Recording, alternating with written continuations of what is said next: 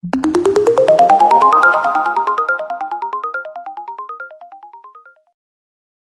how to protect yourself from phishing emails.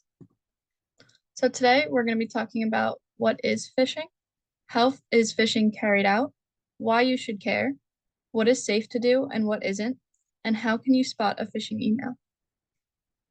So first, what is phishing? Phishing is an attempt by cybercriminals to steal sensitive information, typically in the form of usernames, passwords, credit card numbers, bank account information, or important data via emails or text messages. The information is then used by criminals and can result in identity theft and financial loss. Phishing is the practice of sending fraudulent emails that appear to come from a legitimate and reputable source. Phishing is a dangerous, damaging, and an increasingly common type of cyber attack. So how is phishing carried out? Phishing works by luring a victim with a legitimate-looking email into providing sensitive data. Phishers use tactics like fear, curiosity, a sense of urgency, and greed to compel recipients to open attachments or click on links. Here are some examples. So, account deactivation scams.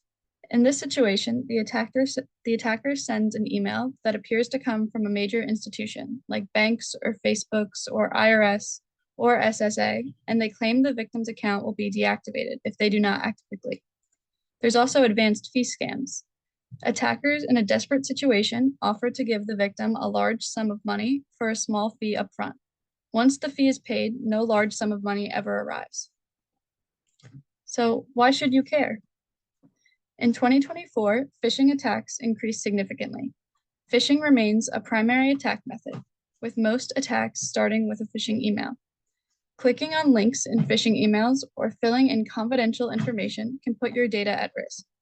Attackers can get access to your data.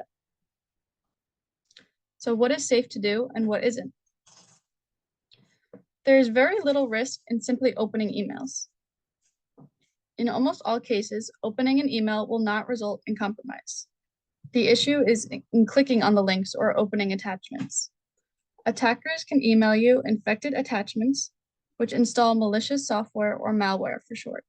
Clicking on a link can take you to a website which steals login or other valuable information. The website could also install malware on your machine without your knowledge.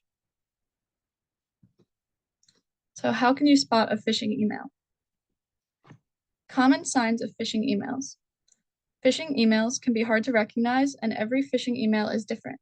Here are some telltale signs. One is bad spelling and grammar. Simple phishing emails are often poorly written. If the content of the email doesn't line up with what you'd expect from the sender, beware. There's also a sense of urgency.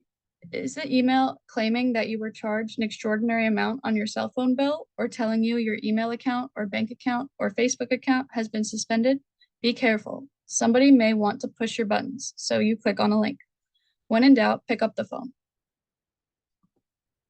There's also unusual requests. If you didn't expect to receive the sender's request, then be suspicious and never reply to requests for sensitive information via email. Email is typically unencrypted, and legitimate requesters do not rely on email. There's also no name in the email. Is an email starting with "Dear Customer" but not including your real name? Chances are the fraudster doesn't even know who this email account belongs to. Don't click. So here are some other resources that can teach you more about phishing. And thank you for listening. If you'd like to learn this lesson with a Cyber Seniors mentor, please go to www.cyberseniors.org or call 1-844-217-3057 to register for a one-on-one phone session. We also host weekly tech drop-in sessions from 2 to 3 p.m. on Thursdays.